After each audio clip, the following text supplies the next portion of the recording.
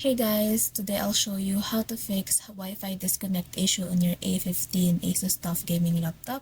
So first, go and try troubleshooting your laptop. Go to your troubleshoot and go to your other troubleshooters.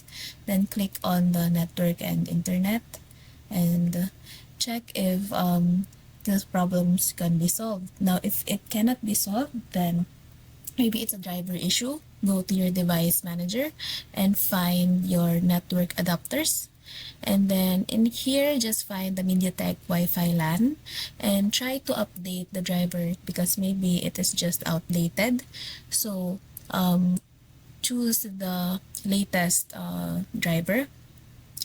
But if it works, then that's good. But if it doesn't work, then you can try and uninstalling the driver for this and reinstalling a new one.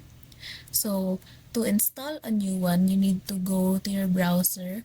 So go to your search engine and find ASUS TUF Gaming Laptop Network Driver Download, and then go find the right model for you. So I have A15, so I need this driver tools. Make sure your OS is also on the suitable for your laptop, for your driver. Now, for this networking, just download this one since this is what I need. And then go ahead and restart your laptop and try to update your driver after. Hope this helps.